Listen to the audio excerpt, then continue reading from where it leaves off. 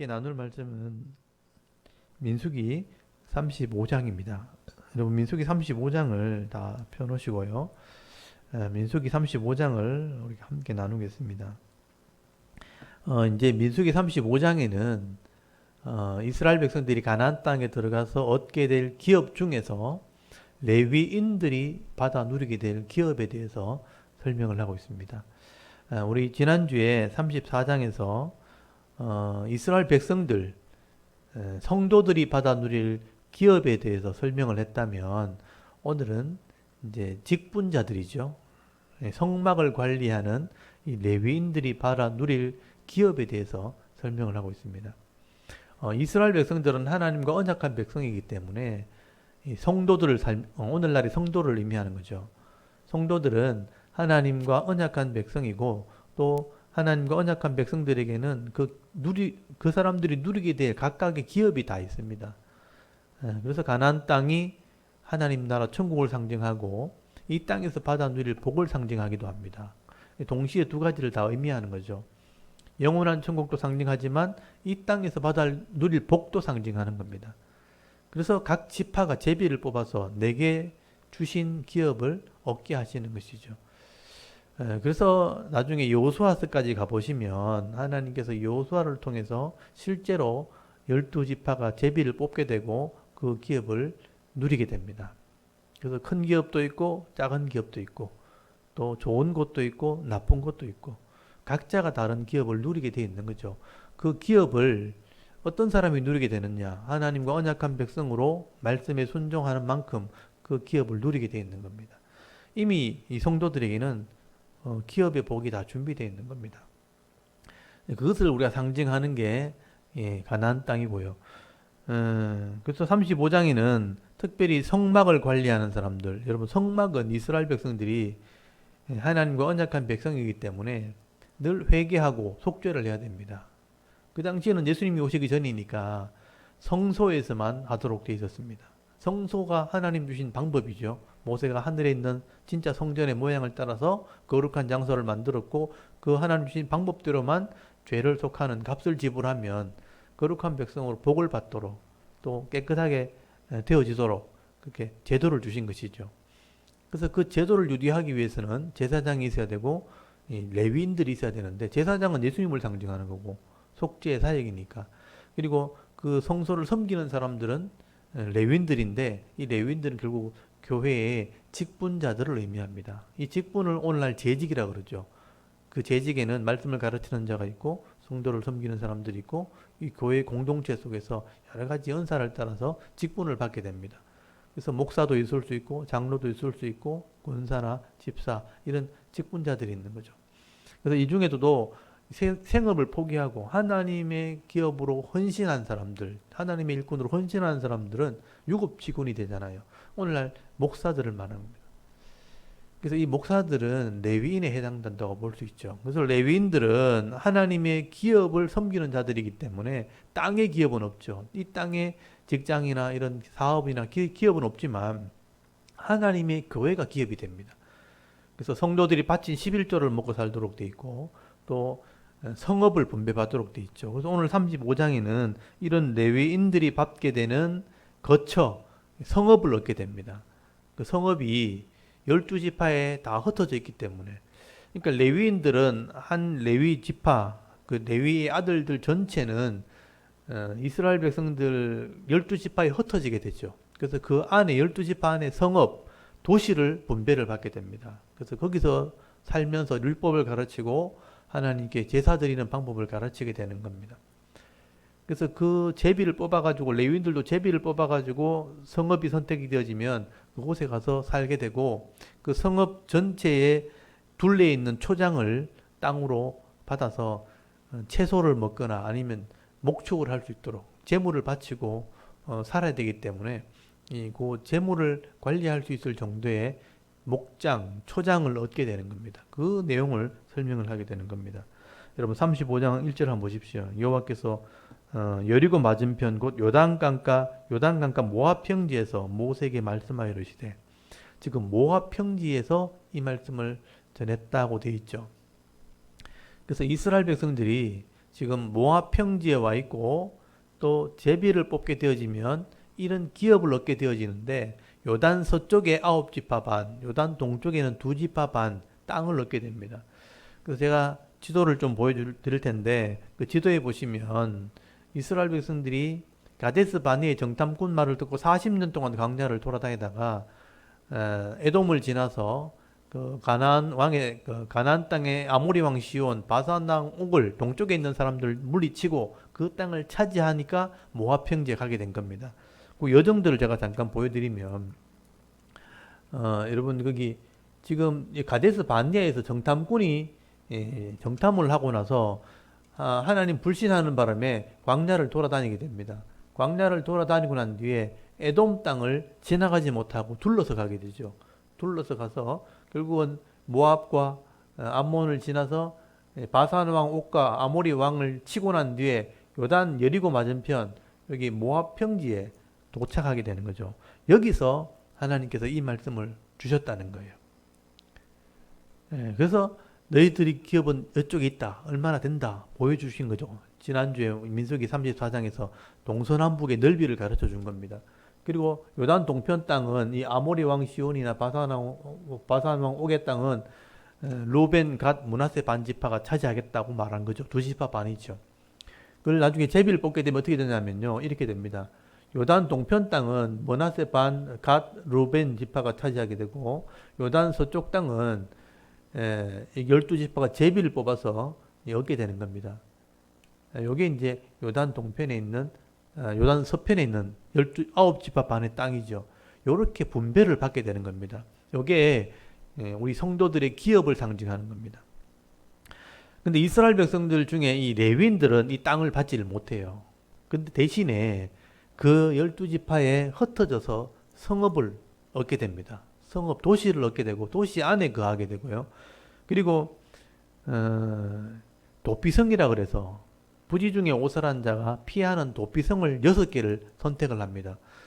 그래서 각 지파마다 흩어진 레위인들은 도피성 6개 그리고 42성읍 합치면 48개의 성읍을 하나님께서 분배를 해줍니다. 그래서 레위인들은 여기 흩어져서 살게 되겠다고 설명을 하게 되는 거죠.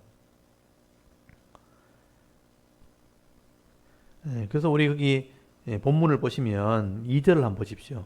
이스라엘 자손에게 명령하여 그들이 받을 기업에서 레위인에게 거주할 성읍들을 주게 하고 또 너희는 또 그 성읍을 두르고 있는 초장을 레위인에게 주어서 성읍은 그들의 거처가 되게 하고 초장은 그들의 재산인 가축과 짐승을 둘 곳이 되게 할 것이라. 그래서 성읍과 초장, 도시 안에 성읍을 거처로 주고 살 집으로 주고 그 다음에 먹고 살 양식이 필요하니까 채소를 가꾸고 양을 키울 수 있는 초장을 허락하게 됩니다. 그 초장은 성읍의 사면에 있는 2000규빗이죠.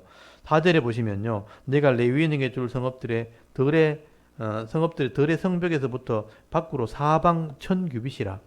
성읍을 중앙에 두고 성 밖 동쪽으로 2000규빗, 남쪽으로 2000규빗, 서쪽으로 2000규빗, 북쪽으로 2000규빗이 청량할지니 이는 그들의 성읍의 덜이며 내가 레위인에게 줄 성읍은 살인자를 피하게 할 도피성으로 6성읍이요 그 외에 42성읍이라. 그래서 도피성 6개를 빼면 42성읍을 분배를 받고 그 성읍 둘레에 2000규빗씩 초장을 얻게 되는 겁니다. 그래서 레위인들은 여기서 거처를 살 집을 얻고 그 다음에 먹을 양식을 이 초장을 통해서 사방에 성 바로 붙어 있는 2000규빗은 레위인의 땅입니다.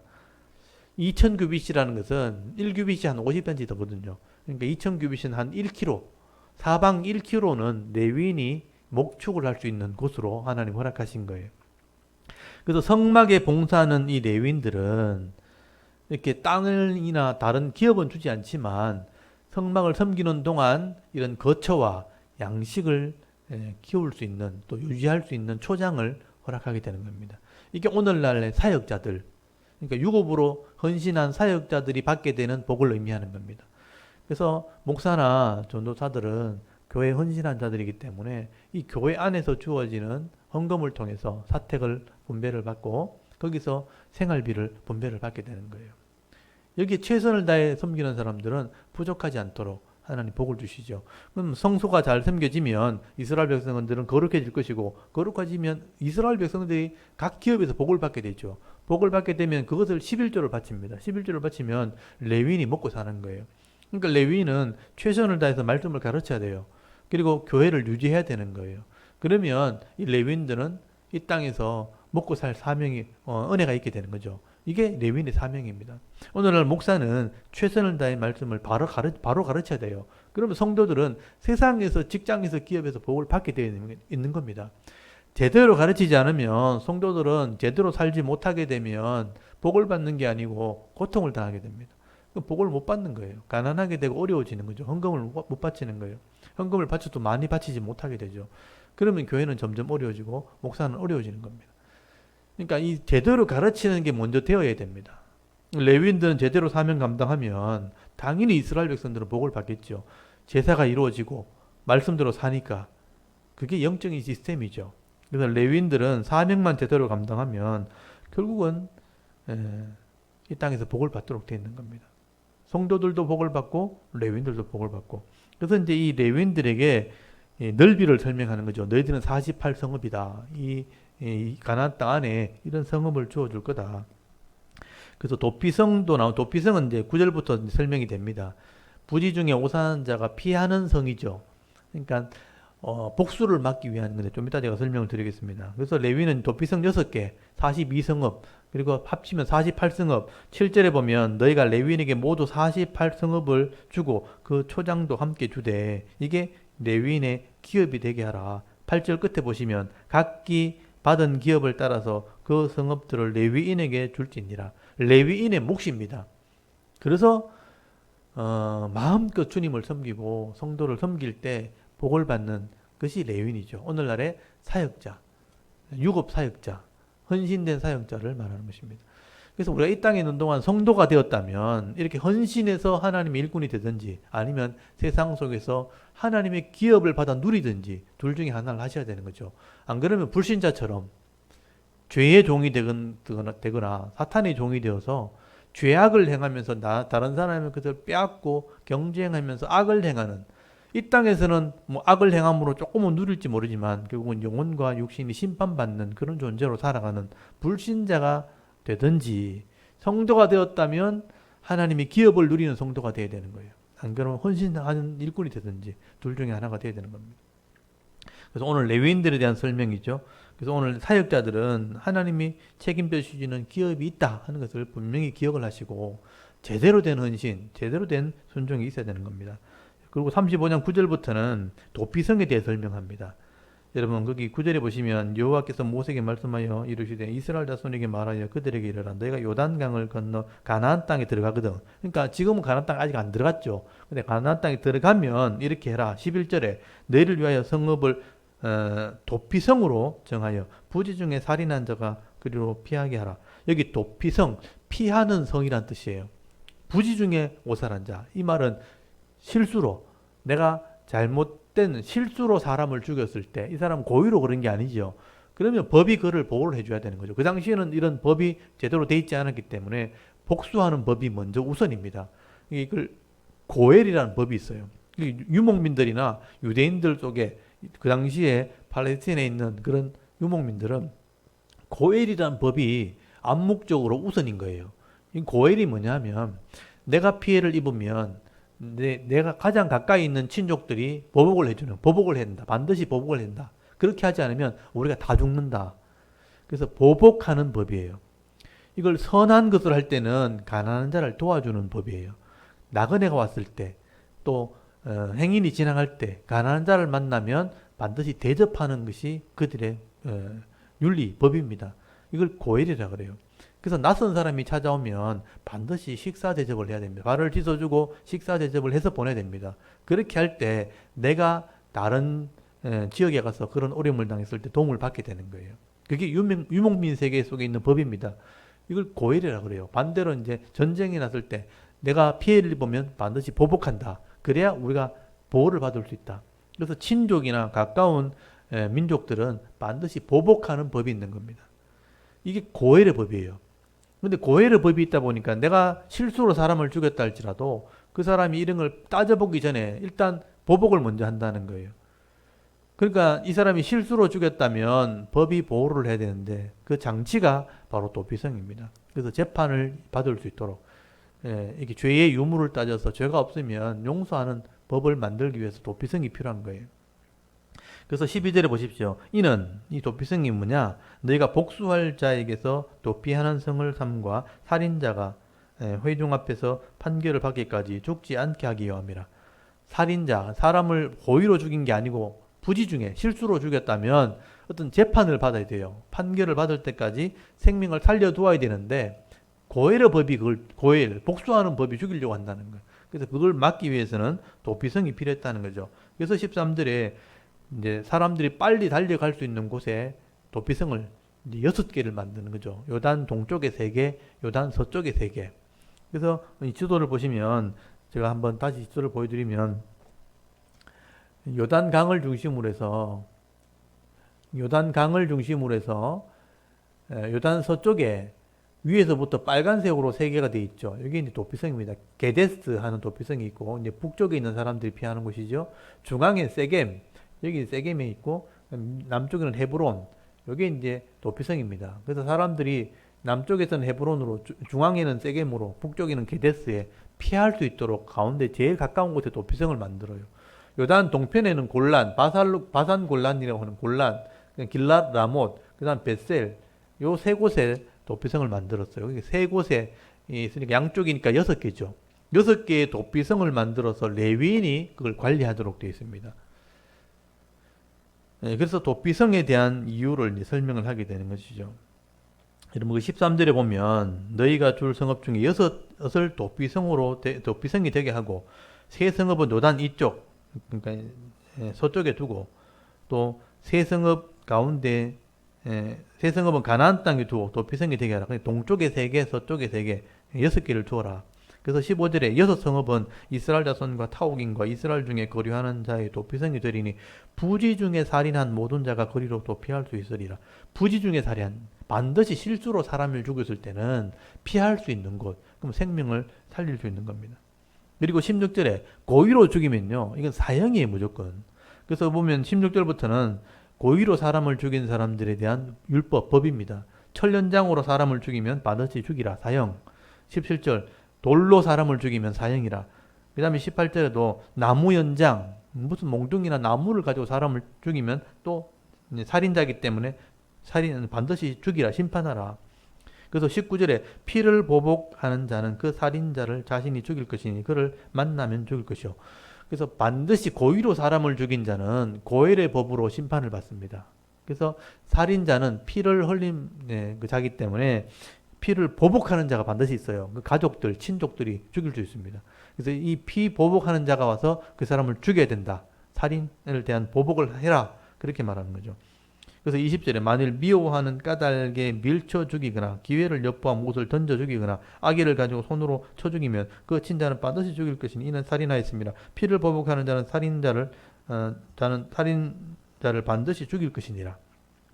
그래서 여기 보면 미워서 죽였다든지 또는 거기 기회를 엿보아서, 그러니까 계획을 세워서 고의로 사람을 죽였다든지 악한 마음을 가지고 손을 가지고 쳐서 죽였다든지 이런 살인자, 고의로 사람을 죽인 자는 법이 반드시 심판하도록 되어 있죠. 피해 보복자가 죽이도록 되어 있습니다. 재판을 하고 죽이도록 이제 심판을 받는 거죠. 근데 22절부터 악의가 없이 우연히 사람을 밀치거나 기회를 엿보면 없이 무엇을 던지거나 보지 못하고 사람을 죽일 만한 돌을 던져서 죽었을 때는 악의도 없고 해하려 하는 것도 아닌 즉 회중이 친자와 피를 보복하는 자의 간에 이 규례로 판결하여 피를 보복하는 자의 손에서 살인자를 건져내어 그가 피하였던 도피성으로 돌려보낼 것이요. 그러니까 고의로 죽이지 않았다는 것이 확실하다면 여기 보면 우연히 사람을 밀었는데 죽었다든지 아니면 기회를 엿봄 없이 계획 없이 그냥 실수로 죽였다든지 또는 보지 못하고 돌을 던졌는데 그게 사람을 죽였다든지 이런 사람들은 도피성에 피하게 하는 거죠. 정식 재판을 받아서 이렇게 판결을 할 수 있도록 생명을 살리는 일을 하는 게 도피성이라는 겁니다. 그러니까 법이 중요하다는 거죠. 법대로 그 생명을 보호하는 것입니다. 그리고 28절 대제사장이 죽을 때까지 거기서 피할 수 있고 대제사장이 죽으면 그 도피성에서 나올 수가 있게 되어집니다. 그리고 29절에 보시면 이는 너희 대대로 거주하는 곳에 판결의 규례라. 이런 판결의 기준을 가지고 판결을 한다는 겁니다. 30절에도 보면 정인을 불러와서 정언할 때 어떤 사람을 죽였다든지 물건을 훔쳤다든지 할 때 정인이 있으면 정인은 절대 혼자로 나오면 안 되죠. 두 사람이 정인이 돼야 됩니다. 그래서 여기 보면 30절 끝에 한 정인의 증거만 따라 죽이지 말 것이라. 그래서 증거를 들을 때는 한 사람의 증언만 들으면 안 되죠. 정인은 반드시 두 사람 이상이 돼야 됩니다. 그게 법적인 정언이죠. 그리고 33절에 보면 너희는 너희가 거주하는 땅을 더럽히지 말라. 피는 땅을 더럽히나니 피 흘림을 받은 땅은 그 피를 흘리게 한 자의 피가 아니면 속죄함을 받을 수 없느니라. 그래서 피라는 것이 생명을 상징하는 것이죠. 그래서 생명은 사람 몸 안에 있어야 되는 거예요. 몸 밖에 나오면 생명이 나왔다는 건 죽었다는 걸 의미하게 되는 거죠. 그래서 피가 땅에 흘렀다는 것은 누군가 죽었다는 의미입니다. 그래서 피가 땅에 흐른 것은 땅이 더러워진 것이고 누군가 죽었다. 그렇다면 그 피 흘린 자에 대한 누군가의 그 피값을 이제 갚을 사람이 반드시 있는 것이죠. 그래서 그 피의 보복자는 그 피 흘린 것을 가지고 보복할 수 있다. 그렇게 말씀을 하게 되는 겁니다. 그래서 이제 이 법대로 사람을 판결하되 법이 보호할 수 있는 장치도 있다. 잘못된 실수로 사람을 고의로 하지 않았을 때는 반드시 법이 사람을 보호하도록 되어 있는 겁니다. 그래서 법이 실행되는 곳이 정의가 일어나는 곳이고 하나님이 다스리는 곳이죠. 그래서 고대 시대에 벌써 이런 법을 정해놓고 사람의 생명을 함부로 해하지 않도록 또 고의로 해하지 않았다면 그 법이 사람을 보호하는 그런 법을 만든 것이 도피성이라는 겁니다. 오늘날에 지금 인격을 존중하는 그런 법이 된 것이죠. 그래서 이렇게 해서 오해를 막고 또 사람이 함부로 사람을 죽이지 못하도록 하는 그런 규칙을 하나님께서 만드신 것이죠. 그래서 레위인의 규례와 이런 도피성의 규례가 나옵니다. 다음에 또 나옵니다. 그래서 이 부분을 잘 기억하시고요. 그 다음에 36장에 넘어가면 이제 마지막 장이 되는데 이때 슬로보앗의 딸들의 얘기가 한 번 더 나옵니다. 슬로보앗의 딸들이 지난번에 나와서 이제 여자라도 딸이라도 기업을 얻게 해달라 요청할 때 하나님 허락해 줬죠. 근데 이제 두 번째 문제가 뭐냐면 이 딸들이 남자와 결혼을 하는데 다른 기업에 다른 지파의 사람과 결혼하게 되면 어떻게 되는가?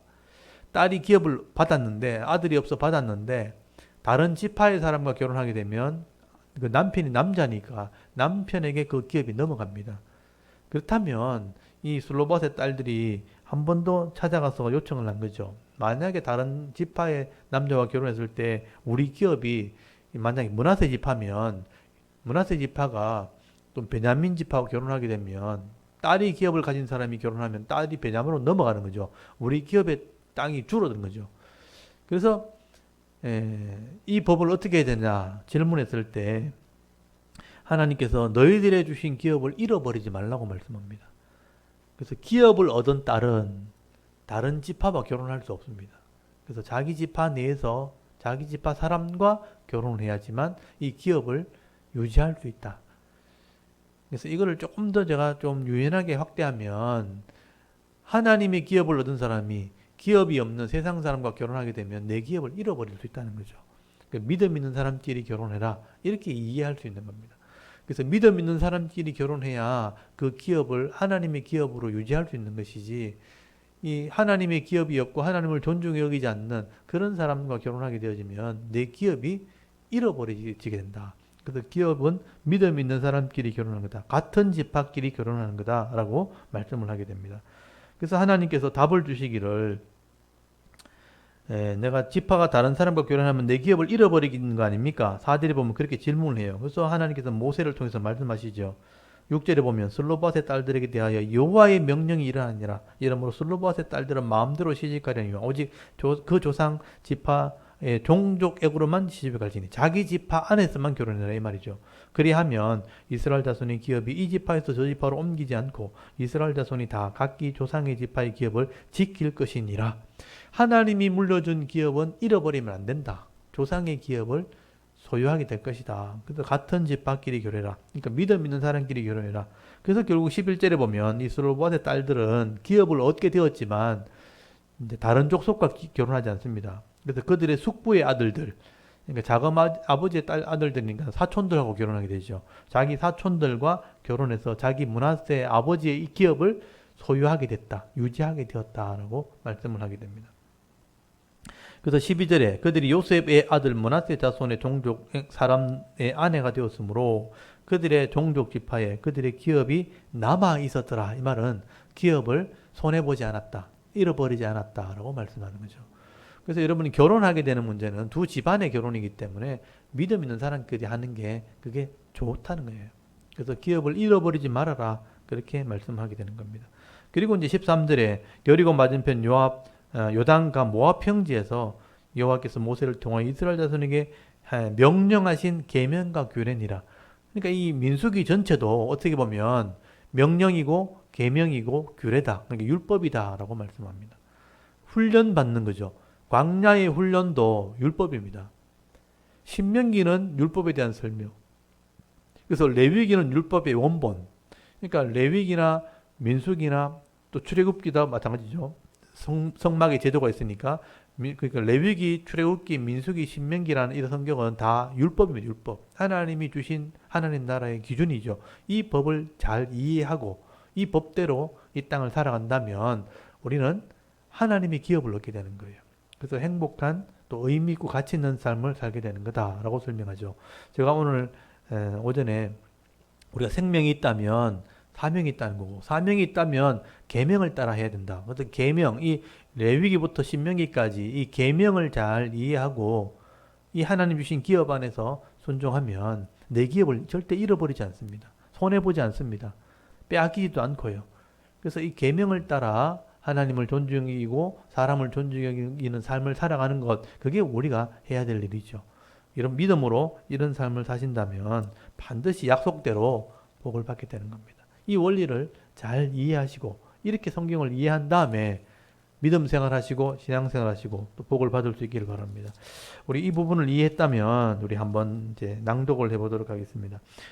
민수기 35장, 36장 이 두 장 말씀을 우리 같이 한번 낭독을 하고 우리 기도하고 마치도록 할게요. 우리 민수기 35장부터 이제 낭독을 하도록 하겠습니다. 민수기 35장. 여호와께서 여리고 맞은편 요단 강가 모압 평지에서 모세에게 말씀하여 이르시되 이스라엘 자손에게 명령하여 그들이 받은 기업에서 레위인에게 거주할 성읍들을 주게 하고 너희는 또 그 성읍들을 두르고 있는 초장을 레위인에게 주어서 성읍은 그들의 거처가 되게 하고 초장은 그들의 재산인 가축과 짐승들을 둘 곳이 되게 할 것이라. 너희가 레위인에게 줄 성읍들의 들은 성벽에서부터 밖으로 사방 1000규빗이라. 성을 중앙에 두고 성 밖 동쪽으로 2000규빗, 남쪽으로 2000규빗, 서쪽으로 2000규빗, 북쪽으로 2000규빗을 측량할지니 이는 그들의 성읍의 들이며 너희가 레위인에게 줄 성읍은 살인자들이 피하게 할 도피성으로 6성읍이요 그 외에 42성읍이라. 너희가 레위인에게 모두 48성읍을 주고 그 초장도 함께 주되 너희가 이스라엘 자손의 소유에서 레위인에게 너희가 성읍을 줄 때에 많이 받은 자에게서는 많이 떼어주고 적게 받은 자에게서는 적게 떼어줄 것이라. 밖에 받은 기업을 따라서 그 성읍들을 레위인에게 줄지니라. 여호와께서 또 모세에게 말씀하여 이르시되 이스라엘 자손에게 말하여 그들에게 이르라. 너희가 요단강을 건너 가나안 땅에 들어가거든 너희를 위하여 성읍을 도피성으로 정하여 부지 중에 살인한 자가 그리로 피하게 하라. 이는 너희가 복수할 자에게서 도피하는 성을 삼아 살인자가 회중 앞에 서서 판결을 받기까지 죽지 않게 하기 위함이니라. 너희가 줄 성읍 중에 6을 도피성이 되게 하되 세 성읍은 요단 이쪽에 두고 세 성읍은 가나안 땅에 두어 도피성이 되게 하라. 이 6성읍은 이스라엘 자손과 타국인과 이스라엘 중에 거류하는 자의 도피성이 되리니 부지 중에 살인한 모든 자가 그리로 도피할 수 있으리라. 만일 철 연장으로 사람을 쳐 죽이면 그는 살인자니 그 살인자를 반드시 죽일 것이요 만일 사람을 죽일 만한 돌을 손에 들고 사람을 쳐 죽이면 이는 살인한 자니 그 살인자는 반드시 죽일 것이요 만일 사람을 죽일 만한 나무 연장을 손에 들고 사람을 쳐 죽이면 그는 살인한 자니 그 살인자는 반드시 죽일 것이니라. 피를 보복하는 자는 그 살인한 자를 자신이 죽일 것이니 그를 만나면 죽일 것이요. 만일 미워하는 까닭에 밀쳐 죽이거나 기회를 엿보아 무엇을 던져 죽이거나 아기를 가지고 손으로 쳐 죽이면 그 친자는 반드시 죽일 것이니 이는 살인하였습니다. 피를 보복하는 자는 살인자를 만나면 죽일 것이니라. 아기가 없이 우연히 사람을 밀치거나 기회를 엿봄이 없이 무엇을 던지거나 보지 못하고 사람을 죽일 만한 돌을 던져서 죽였을 때에 이는 아기도 없고 해하려 한 것도 아닌즉 회중이 친자와 피를 보복하는 자 간에 이 규례대로 판결하여 피를 보복하는 자의 손에서 살인자를 건져내어 그가 피하였던 도피성으로 돌려보낼 것이요 그는 거룩한 기름 부음을 받은 대제사장이 죽기까지 거기 거주할 것이니라. 그러나 살인자가 어느 때든지 그 피하였던 도피성 지경 밖에 나가면 피를 보복하는 자가 도피성 지경 밖에서 그 살인자를 만나 죽일지라도 피 흘린 죄가 없나니 이는 살인자가 대제사장이 죽기까지 그 도피성에 머물러야 할 것입니다. 대제사장이 죽은 후에는 그 살인자가 자기 소유의 땅으로 돌아갈 수 있느니라. 이는 너희의 대대로 거주하는 곳에서 판결하는 규례라. 사람을 죽인 모든 자, 곧 살인한 자는 증인들의 말을 따라서 죽일 것이나 한 증인의 증거만 따라서 죽이지 말 것이요. 고의로 살인죄를 범한 살인자는 생명의 속전을 받지 말고 반드시 죽일 것이며 또 도피성에 피한 자는 대제사장이 죽기 전에는 속전을 받고 그의 땅으로 돌아가 거주하게 하지 말 것이니라. 너희는 너희가 거주하는 땅을 더럽히지 말라. 피는 땅을 더럽히나니 피 흘림을 받은 땅은 그 피를 흘리게 한 자의 피가 아니면 속함을 받을 수 없느니라. 너희는 너희가 거주하는 땅, 곧 내가 거주하는 땅을 더럽히지 말라. 나 여호와는 이스라엘 자손 중에 있음이니라. 아멘. 36장. 요셉 자손의 종족 중 므낫세의 손자 마길의 아들 길르앗 자손 종족들의 수령들이 나와 모세와 이스라엘 자손의 수령된 지휘관들 앞에 말하여 이르되 여호와께서 우리 주에게 명령하사 이스라엘 자손에게 제비 뽑아 그 기업의 땅을 주게 하셨고 여호와께서 또 우리 주에게 명령하사 우리 형제 슬로보앗의 기업을 그의 딸들에게 주게 하셨은즉 그들이 만일 이스라엘 자손의 다른 지파들의 남자들의 아내가 되면 그들의 기업은 우리 조상의 기업에서 떨어져 나가고 그들이 속할 그 지파의 기업에 첨가되리니 그러면 우리가 제비 뽑은 기업에서 떨어져 나갈 것이요 이스라엘 자손의 희년을 당하여 그 기업이 그가 속한 지파에 첨가될 것이라. 그런즉 그들의 기업은 우리 조상 지파의 기업에서 아주 삭감되리이다. 모세가 여호와의 말씀으로 이스라엘 자손에게 명령하여 이르되 요셉 자손 지파의 말이 옳도다. 슬로보앗 딸들에게 대한 여호와의 명령이 이러하니라. 이르시되 슬로보앗의 딸들은 마음대로 시집가려니와 오직 그 조상 지파의 종족에게로만 시집갈지니 그리하면 이스라엘 자손의 기업이 이 지파에서 저 지파로 옮기지 않고 이스라엘 자손이 다 각기 조상 지파의 기업을 지킬 것이니라 하셨나니 이스라엘 자손의 지파 중 그 기업을 이은 딸들은 모두 자기 조상 지파에 종족되는 사람의 아내가 될 것이라. 그리하면 이스라엘 자손이 각기 조상의 기업을 보존하게 되어 그 기업이 이 지파에서 저 지파로 옮기게 하지 아니하고 이스라엘 자손 지파가 각각 자기 기업을 지키리라. 슬로보앗의 딸들이 여호와께서 모세에게 명령하신 대로 행하니라. 슬로보앗의 딸 말라와 드르사와 호글라와 밀가와 노아가 다 그들의 숙부의 아들들의 아내가 되니라. 그들이 요셉의 아들 므낫세 자손의 종족 사람의 아내가 되었으므로 그들의 종족 지파에 그들의 기업이 남아 있었더라. 이는 여리고 맞은편 요단가 모압 평지에서 여호와께서 모세를 통하여 이스라엘 자손에게 명령하신 계명과 규례니라. 아멘. 오늘 여기까지 이렇게 민수기 36장까지 민수기 말씀을 다 나누었는데요.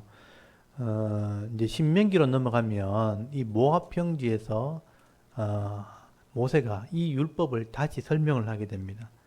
그래서 신명기 다음 한 장을 넘어가면 민수기 1장 1절에 보면 그 장소가 나오고 그리고 3절에 날짜가 나오고 40년 11월 1일 그 다음 5절에 보면 그 요단 저쪽 모압 땅에서 이 율법을 설명하기 시작했다.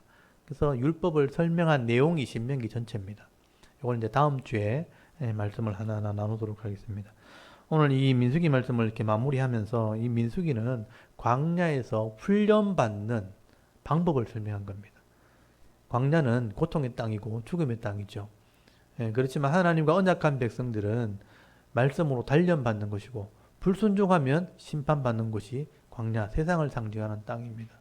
이스라엘 백성들이 이 말씀대로 순종할 때 결국은 광야에서 가나안 땅, 하나님의 기업을 얻게 되는 것이고 불순종하면 그 광야에서 그냥 심판을 받고 영원한 불못에 들어가는 겁니다. 그래서 우리는 믿음을 가진 자이기 때문에 하나님 말씀대로 잘 이 땅에서 훈련받아서 불신종하면 심판받고 순종하는 자에게는 이 땅의 복을 받고 진짜 하나님 나라에 들어가는 복도 누리게 되는구나. 그 믿음을 가지고 여러분 신앙생활 하실 수 있길 바랍니다. 오늘 특별히 이제 레위인들, 헌신한 사람들은 하나님이 기업을 책임져 주시고 또 죄를 지은 사람들은 이런 법에 의해서 반드시 심판하도록, 또 죄가 없이 어떤 실수를 했을 때는 법이 보호를 받는, 그게 하나님 백성이라는 겁니다. 그리고 기업을 잃어버리기 위해서 결혼하는 문제가 생겼을 때는 믿음 있는 사람끼리 결혼해야 그 기업을 잃어버리지 않게 되는 거다. 그래서 이런 지혜를 가지고 우리가 이 땅을 살아가야 된다는 거예요. 오늘 대구시 하롱교회 성도들이 일주일 동안 삶을 살 때 일주일의 복도 잃어버리면 안 되잖아요. 일주일 동안 누리는 복을 잘 받아 누릴 수 있도록 말씀을 따라 순종하시고, 또 이 기업을 잃어버리지 않도록 세상 사람들과 섞이지 아니하고 믿음의 사람들끼리 잘 기도하고 격려하면서 하나님 주신 기업을 일주일 동안 받아 누리게 하옵소서. 여러분 기도하면서 행복한 그리스도인으로 사실 수 있길 바랍니다. 우리 한 주간의 삶을 하나님께 의탁하고 믿음으로 살아가실 수 있도록 기도하고 우리 한 주간 삶을 시작하도록 하겠습니다. 다 같이 하나님께 한번 기도드리겠습니다. 살아계신 하나님,